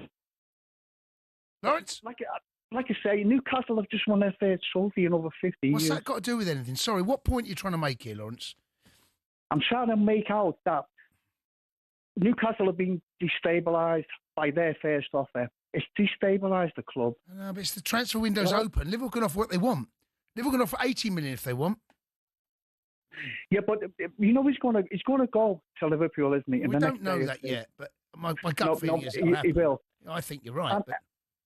And there's another thing which is wrong. This is really deeply wrong. Isaac's got 3 years left on his contract, not 1 or 2. He's got 3 years left. Right. What's that got And to do with anything? Newcastle fans want him to soak in the reserves. That's not going to happen. But that's what they want to happen. I think Newcastle fans think, hang on a minute, but in the top 4 here, they're probably thinking Lawrence, what? the league Okay. they're probably Lawrence, thinking the league title Lawrence, isn't far what? away. Lawrence, why are you talking about Newcastle and Liverpool? You're an Everton fan. You've won away from home today. I don't know what your point is either. What? You want to talk about them? Well, Everton are great. We already know that. I don't need to talk about Everton. I want to talk about Everton. I want to talk about Jack Grealish. He don't want to do Everton. He wants to do Liverpool and Newcastle. Jack Grealish is unbelievable today. Yeah, I know Grealish is great. Yeah, I'm really happy to get him in. Yeah, he's only 40 million as well. If we want to buy him, he's worth every penny. And why do you offer more then? Why is that a derisory offer? Sorry? Okay, I'm being facetious here, right? But you're having a pop at Liverpool, and I don't quite... Well, maybe I do know why, 'cause you're an Evertonian, right? It's destabilised the Newcastle, I think. But what do you mean They haven't come back- destabilised They it? never came back with a second bid. Well, they don't have to. They can do what they want. Do you know Tyler Zibbling, who Everton have just bought, the young Southampton prospect? Yeah. Everton have just bought him, yeah? Good player. But it took 3 bids to get him here. Yeah. Right, so you put in a derisory offer first, then? Yeah, exactly. But we came So back you done again. it. So you done the same thing to Southampton. But we came back again and again. If you want a player, you have to make several bids. Liverpool No, they made don't. one There's bid no laws and and then went rules. away. Liverpool made 1 bid and went away. Liverpool have made done 1 bid nothing and went wrong. away. You're trying to paint Liverpool as if they've done something wrong here, aren't you? Well, they have. They haven't done anything wrong. I think Newcastle have done anything wrong. Liverpool haven't come back for the second bid. No, not yet. Until now. And as far as I know, they still have not. No. But they will do. And they'll get him on the cheap. What's wrong with that? Get him on the cheap. You ain't going to be cheap. Yeah. 130, 140 million, that's on the cheap. I don't know what... I want to quit. What do you reckon on him going? I mean, that's wrong. If you've got 3 years left on a contract, you don't strike against the club. that paid £60 Well, million that's for not him. Liverpool's fault. They paid £60 million for him. Newcastle paid £60 million to get Isaac in, and he's gone on strike with 3 years left on his contract. It's just not right. That's not right. No, but that's a different Life, matter. isn't it? It's nothing to do with Look at Liverpool. poor Nicholas Jackson. They've been told he's surplus to requirements. Don't want him. Ship him out the door, and then they phone him when he's landed to sign for Bayern Munich. He's got to come back. Yeah, but because he's got a couple of injuries up front. Do you know what I mean? It works both ways. You know what I mean? Like, players want to look after themselves. The club's got to look after themselves. Unfortunately for Jackson, the timing is absolutely lousy. Nice. My heart goes out for him because he had a new, fresh start at one of the biggest clubs in the world, and it's been ripped away from him. And there's nothing he can do about it. Nothing. Lawrence, listen, thanks for your call. I'm going to go to Steve. He's a Wolves fan. Steve? Right, Steve-o. Hello, mate. How you doing, boys? All right, Steve. How are you? Yeah, I'm good, thank you. Disappointed today? Oh, mate, we were shocking. Everton played us off the park. Really outstanding. Absolutely outstanding. The way he was passing the ball around and getting himself ready for the ball and into space was amazing. Yeah. But all right, I want to stick up for you and say that idiot Man United fan who rung in earlier on, all I hear lately is Manchester United fans banging on about we're the biggest club in the world financially and revenue, yeah, but you're not anymore. You're just not. No, listen, I agree. They're nowhere near it. They're still Man United, and they still have a huge pull. But in terms of revenue-wise, and they have millions and millions of fans around the world, but on the pitch, come on, you're terrible. Absolutely shocking. And I keep hearing them ring up, and I've got to be honest as well, I'm so disappointed as a Wolves fan, and I don't blame anyone but Fosun. We had all our best players, Traoré today for Fulham, down that line, getting them balls in. We've just got nothing anymore. It's absolutely shocking. Steve, you worried they'd go down because They're where they were last season. Identical to where they were this time last season. I'm absolutely gutted. I just think that we've just lost Traoré. We've got nothing down that left side again. We're having all the money coming in, and where's he spending it? All we've got is Larson, and you can't run a team off one player up front and hoping he's going to win your games. I think Chan played quite well today. Got his goal, which was absolutely. It was a brilliant goal as well. It's a great goal. Yeah, but I watched the game. We had you on, and I watched it, Steve. You got outclassed by Everton. Yeah, they were good. Majorly. Oh, mate. You were getting bopped, to be fair. Yeah, and we never pressed high enough. We wasn't chasing after second balls. It just looked like they didn't even want to be there. It was just, you couldn't get near absolutely Everton. shocking. Steve, listen, I've got a stat in front of me, Steve-o, right? I've got a stat, a Wolves stat. Yeah. Wolves stat? It's a Wolves stat, right? I'm going to ask the Perriers. Go on. In the last 24 games, in August, right? How many games have Wolves won? In the last 24, how many games have Wolves won? In August? In August. I'm going to say 5? So he's gone in with 5. What are you going in with, Steve-o? 6. 1. That is shocking. 1? What's going on in pre-season, Steve-o? Pre-season. One win in 24 in August. Spurs are back. After watching us today, mate, get your boots back on and get it back to the You field. don't want me back, mate. You don't want me back. That'll get even worse. Oh, dear. 1? That's outrageous. 1 in 24, apparently. In August? In August. What are they doing in I pre-season? don't know what they're doing in pre-season. Whatever they're doing in mate. pre-season, they need to change. I mean, straight away, you think about that. The manager's under pressure straight away. Even the first international break comes up, it's under pressure. Oh, that's terrible. Terrible stuff. All right, keep your calls coming in. We've got half hour left of the show. 03 717 22 33 44.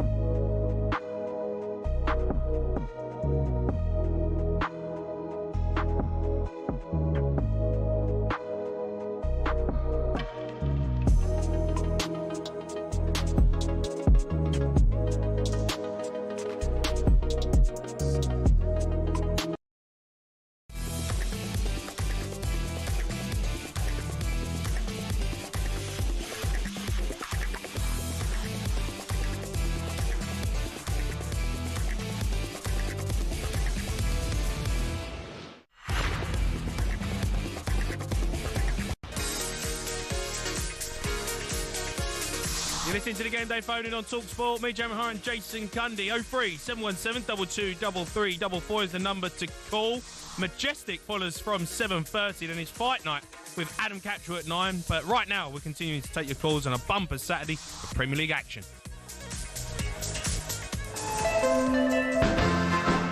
Josh King away, and he's racing through past Tosin into the box, chops back in onto his right foot, shoots and scores his first ever Fulham goal. That is ludicrous. I can't accept that.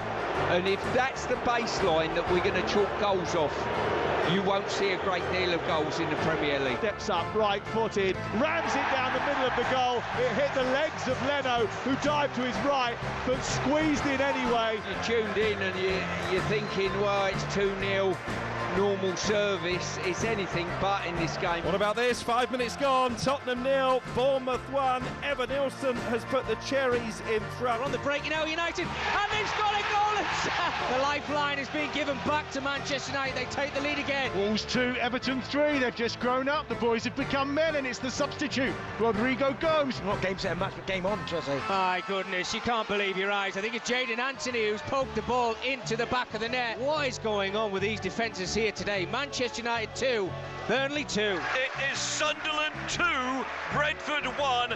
Wilson Isidore on as a substitute. Oh, and he's put it in the back of the net. Bruno Fernandes puts the ball in the back of the net. Manchester United 3, Burnley 2 from the penalty spot. A smash and grab at the end of this game. Yeah, that's how today's Premier League action has sounded across the talkSPORT network. Let's check in with John Dunn, though, in the 5:30 game. 15 minutes to go. Leeds 0, Newcastle 0. Still waiting for the first goal. It's not through want, not through effort. Both teams giving it a go, making attacking changes.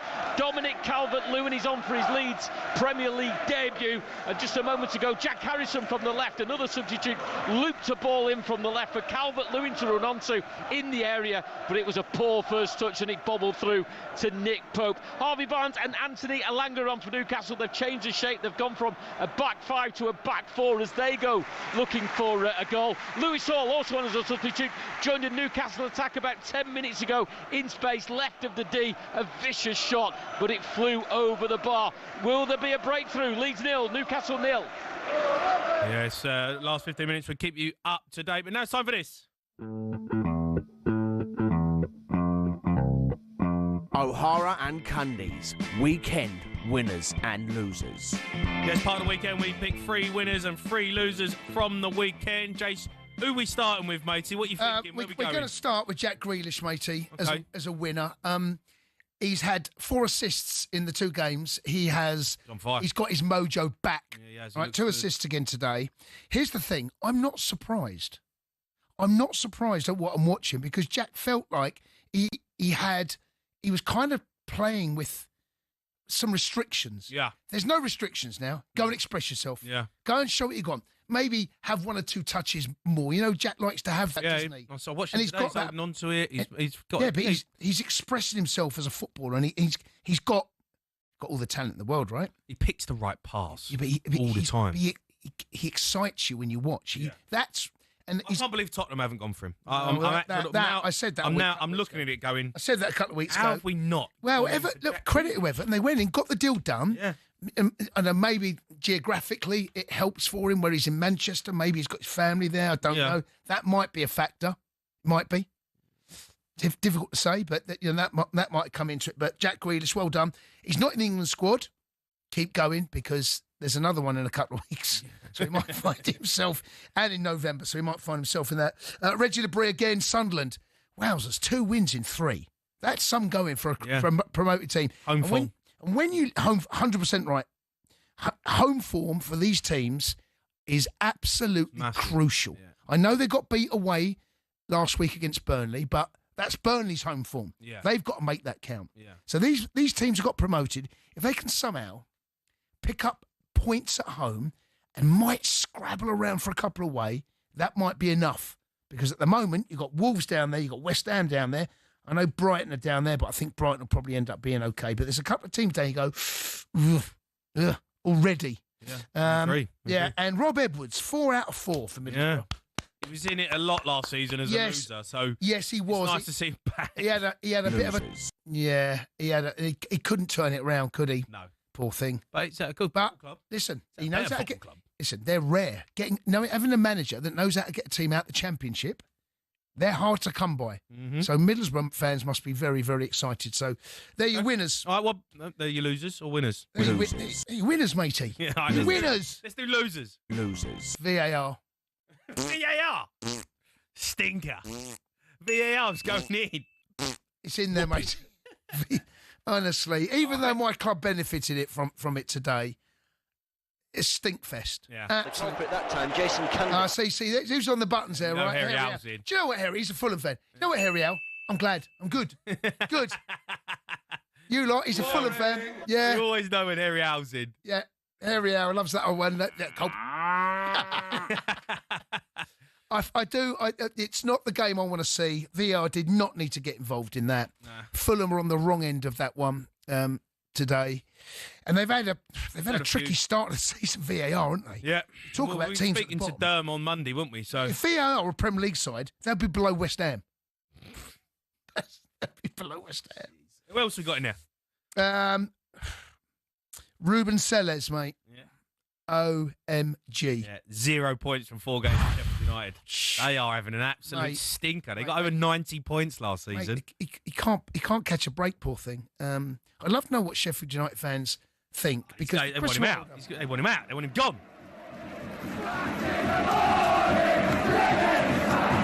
That's the day. Ruben side. Yeah. Well, this can't carry on. This is a side that last season, and they You sack a manager after 4 games. Of course you can. Do what you want, mate. It's football. Football, mate. Number 4. Football's got no rules, mate. 4 Makes- games in. Of course you can. Of course you Number can. They can do what they 4. want, mate. They'll be looking at that. When you hear that, Chris Wilder, get back. Well, don't, mate. Football's the craziest industry in the world. Don't be surprised if Chris Wilder's back in the dugout. Don't be surprised to get rid of him. New owners come in, get rid of him after what he did last season. They deducted points. They had a period of, I think, 4 or 5 games where they let automatic promotion slip through their fingers. Yeah. Right. And they never ever quite recovered. Credit, to the teams that went up.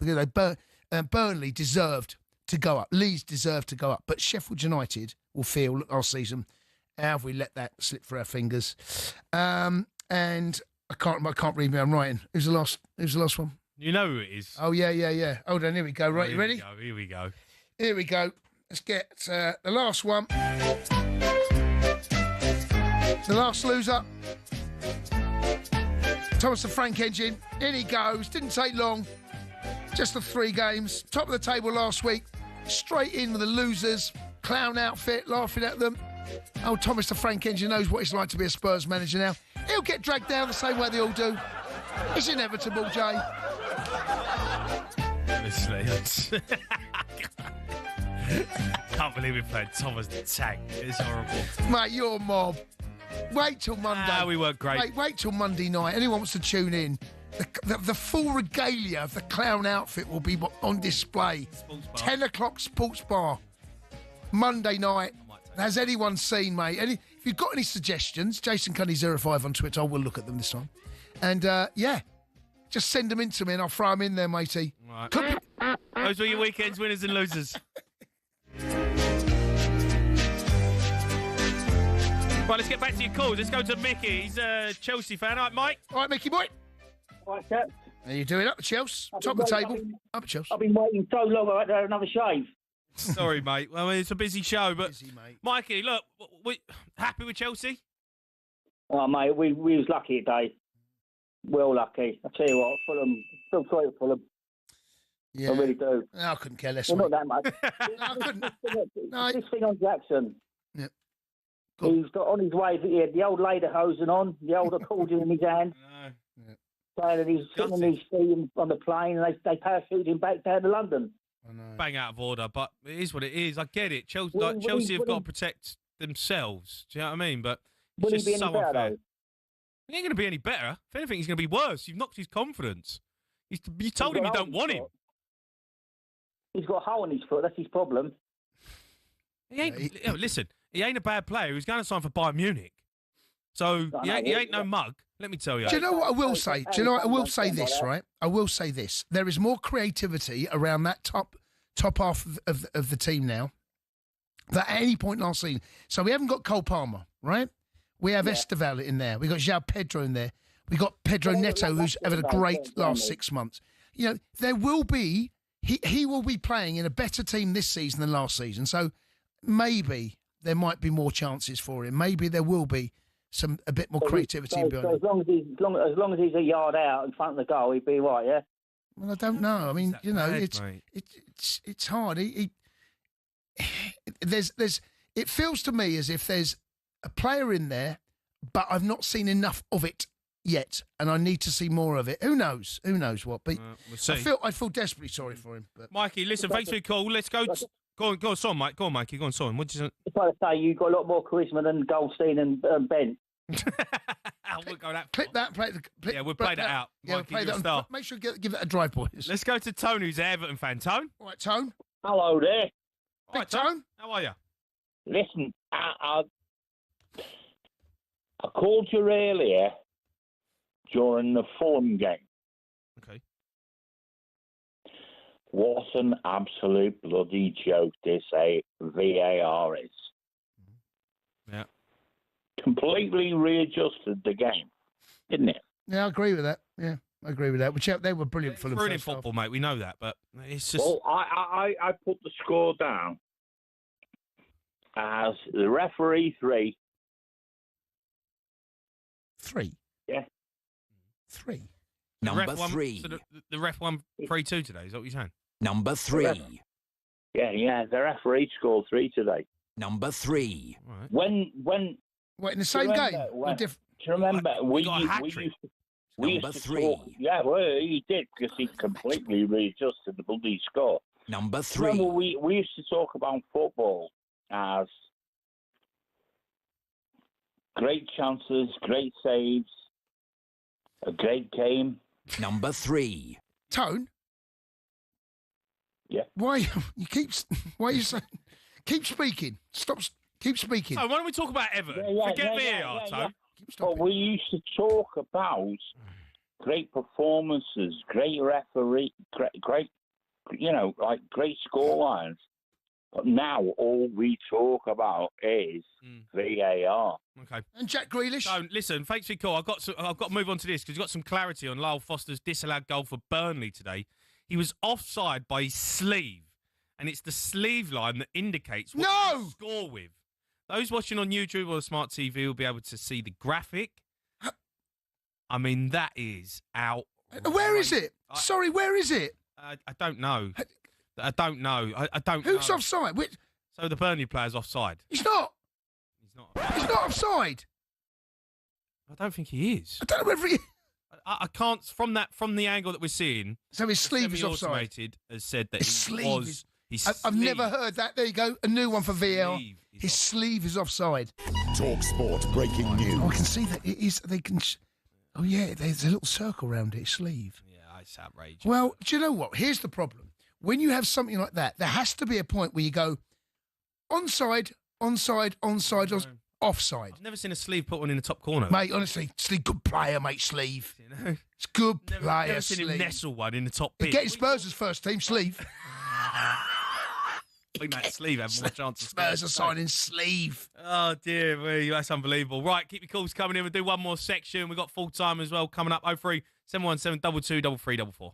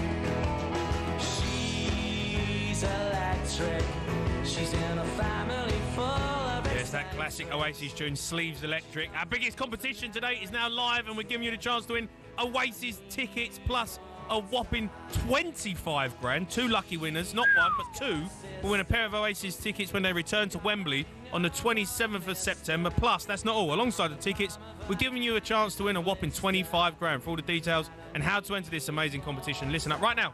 18 plus, UK excluding Northern Ireland. For a chance to win, text the word Oasis to 83338 and you're in the draw. Text costs £2 plus 1 standard network rate message. You must have the bill payer's permission. Or you can enter for free by calling 0330 880 3338. All entries must be received by the 19th of September at 9 a.m. This is a talkSPORT limited promotion run on talkSPORT, Talk and Virgin Radio UK stations. Full terms and conditions at talksport.com. Right, let's look ahead to tomorrow's Premier League action with Sky Sports. Stay ahead of the game on talkSPORT with Sky Sports. Stream the biggest Premier League games flexibly with Now, like Liverpool versus Arsenal live tomorrow. Search Now Sport. 18 plus, stream via internet. Terms apply. And bumper Sunday coming up. Wowzers. Some big games will start. Brighton v Man City, Forest v West Ham, Liverpool v Arsenal, Villa v Palace. I mean, what a weekend. Yes, it is. That's proper. That's a Super Sunday, that, mate, right there. Well, Spurs are not playing, so it's not super. You got beat. Anyway. It's not Super Sunday. Do you know what I mean? It's a good Sunday. Liverpool v Arsenal, that's the big one. Obviously, it's the big one. You think Arsenal are going to win? Do you know what, matey? I hope I'm wrong here, right? I've got a funny feeling Arsenal to go there and win. You reckon? Yeah. I spoke to my mate who was a Liverpool fan the other day. He wasn't happy with me. Well, it was only my opinion. I don't decide the result. You ain't got no mates that are Liverpool fans. I have. Definitely. One of my best mates is. Yeah, it's true. It's true. I just think, I don't know, there's something about Arsenal. I've tipped them to win the title. I hope I'm wrong. Liverpool... You've done this every year and it hasn't happened. So, like your opinion means absolute nothing. I feel a bit like 100% garbage. Yeah, you are talking garbage. But look... They've got a good squad. They've got a decent squad now. Yeah. They can cope with a couple of injuries, which they've got. Arsenal, listen, Liverpool have not... No one's blown anyone away yet, have they? No. And even though Chelsea are top, we haven't played that well. We didn't play that well against West Ham last weekend. Terrible first half today. Terrible. Top of the table. Arsenal, second. I've got a feeling they might do something, mate. I don't think Arsenal get beat. I really fancy Liverpool again. I just think you're right, mate. I think they'll be like. You hate Arsenal. I mean, I hate Arsenal. You hate Arsenal as much as me. I know, but at least I can be objective about it. I know, but I'll be honest as well. If I see them, you can't be objective. What are you talking about? I just said they're a really good side. They've got but you never give them anything. Apple crumble. You love that one. Yeah, they will apple crumble eventually because they always do. That's because they're Arsenal. But I think Liverpool will turn up. Okay. Look, what a big game. Nottingham Forest, West Ham. Oh dearie me. God, I mean, this is huge for Graham. I can't give. So I watched West. Everyone saw it right last Friday against Chelsea. West Ham are the worst team by some distance I've seen in a long time. This West Ham team. Yeah. The West Ham. Yeah, I can't remember a team as bad as this. No, they are truly terrible, mate. Yeah. And they've got a manager, and I felt for Potter because they zoomed in on him when Chelsea went in 4-1 or whatever it was, and he looked at the ground. He looked lost. Looked devoid of any ideas. Went to a back three, then he went to a back four, then he went back to a back three. All over the place. It's all over the place. It's not looking good. Yeah, I can't see anything other than. I can't make a case for West Ham. Forest, overwhelming favourites. They go and win that game.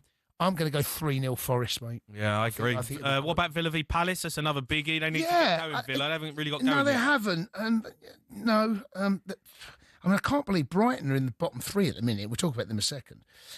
Villa just above there. Newcastle only on 2 points. They're 16th, Newcastle, after 2 games. Palace are a good team. Palace are a hard team to break down, mate. Yeah. It wouldn't surprise me if Palace come away with something out of that game. Yeah, they're decent, Palace. And then lastly, Brighton v Man City. I mean, look, Man City need to be right up. I don't know what Man City look like yet. Tottenham, but I don't know what they look like yet. Everyone says that there's some people tipping them in the title. Get it? They've got Pep Guardiola's managers. They spent a lot of money. I don't know how good they are yet. This will tell us a lot about City because Brighton are a good team, even though they're in the bottom 3 right now. I know it's only 2 games. I'm going to go City to nick it just by the slender goal. Are you looking at Chelsea thinking you could win the league? I think we can challenge. I don't think we can win it. No, I don't. There's not enough about this team yet. I know, but as you just said, no one's blown you away. No one yet. We're only 3 games in. no one's grabbed this Premier League season by the scruff of the neck and gone, wow. Normally we see, like a City in the past, a Liverpool in the past, Chelsea in the past, where you go, look at them. Yeah. No one's done that yet. Maybe City will turn it on against Brighton. Everyone looks pretty good. Or pretty garbage. They look a little bit meh. I ain't having no meh this there's season. meh. No, I'm not having meh this Jay, season. at the okay, who's blown you away? No one's blown me away, but no one's been meh. No, the league at the minute, the top of the table, Chelsea, meh. Spurs, meh. Liverpool, meh. Everton, meh. Sunderland, meh. Arsenal, meh. Do you know what I mean? There's a lot of meh. I'm waiting. Look, it's only 2-3 games in. I've always said to you, 8 to 10 games is where you look at and go, right, they're looking okay. They're not. All right. That was a look ahead to tomorrow's Premier League action. Don't forget that with Now you can stream the Premier League flexibly with a Now Sports Day or month membership, 18 plus, stream via internet, terms apply. Stay ahead of the game on talkSPORT with Sky Sports. Stream the biggest Premier League games flexibly with Now, like Liverpool versus Arsenal live tomorrow. Search Now Sports, 18 plus, stream via internet, terms apply. Right, we're in the final moments at Ellen Road. John Dunn.